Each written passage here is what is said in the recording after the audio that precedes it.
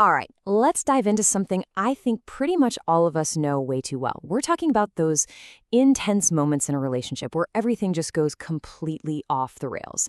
Today, we're going to look at why that happens and, way more importantly, how we can break those cycles that are just not helping anyone. Let's get into it. Come on, let's just be real for a second. We've all been there, right?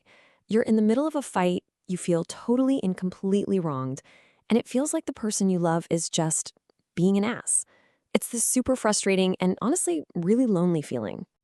But here's where things get interesting. While it's so easy to point the finger, this isn't really about one person being the bad guy. It's about a dynamic, a kind of dance that both people fall into without even realizing it. And yeah, that means sometimes, even when you're 100% convinced you're in the right, you're still playing a part. So let's really unpack that feeling. We're going to start right from that initial perspective, the one where we feel completely justified, and all we want is for a partner to just get it. I mean, it sounds fair enough, doesn't it? When we're hurt, we want the other person to own up to it. We want an apology, like immediately. We want them to fix it. And that frustration just builds and builds when they just can't seem to give us that one simple thing. And this is where we have to look in the mirror. Maybe your go-to strategy is to criticize them because you feel ignored. Or maybe you just shut down and go cold because you feel unappreciated.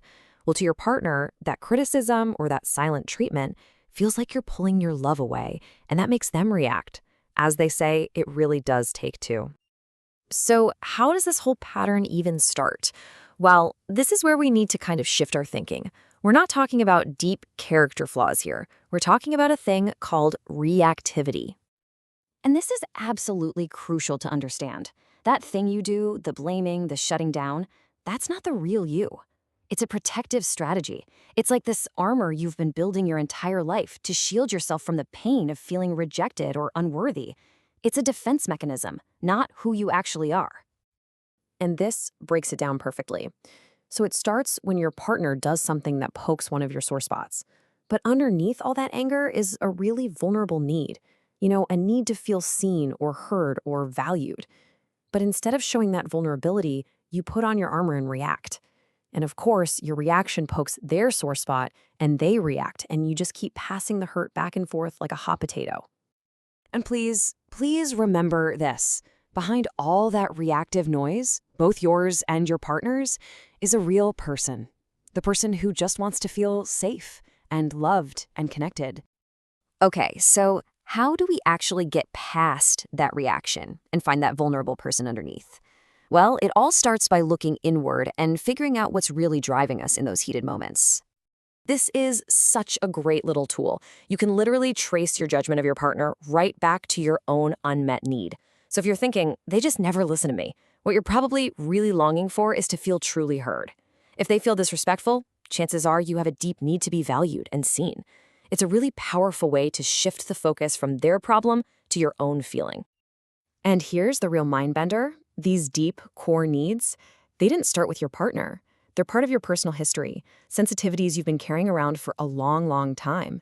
Your partner's behavior isn't usually the original source of the pain. It's just what's poking at an old wound.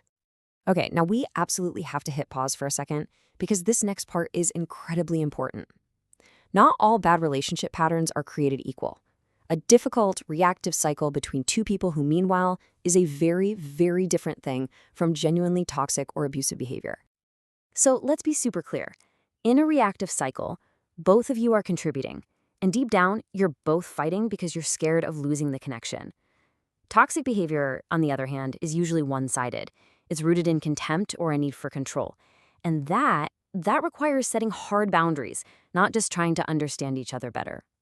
So if you're seeing these signs, constant blame, those nasty backhanded compliments, a total disregard for your boundaries, or just this feeling that you're disappearing in the relationship, that is a huge red flag. That's not a communication problem, that's a respect problem, and it has to be taken much more seriously.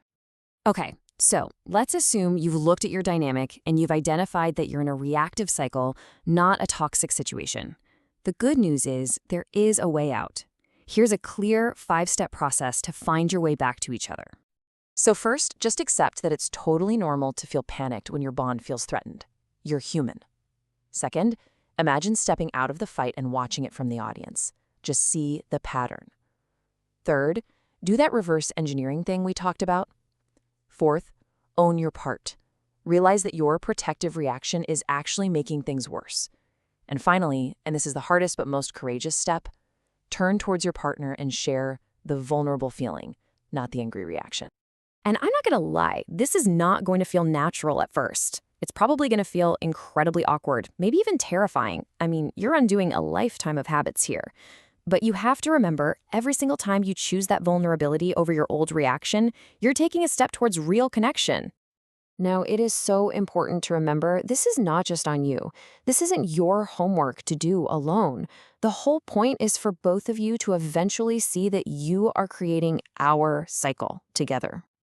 I mean, just listen to this story from the source material. It's so powerful. It shows how this deep, pre-existing wound of feeling alone can make us act out and lash out. And the absolute tragic irony of it all is that we push our partners away in the exact moment that we need them the most. So really, the biggest takeaway here is about redefining what strength looks like in a relationship. Real courage isn't about winning the fight or being right. True courage is being strong enough to take off the armor and say, hey, I'm scared, or I feel really alone right now. And that's really the question I want to leave you with.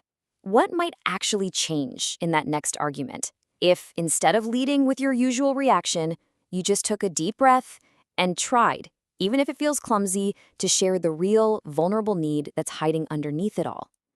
What do you think might happen then?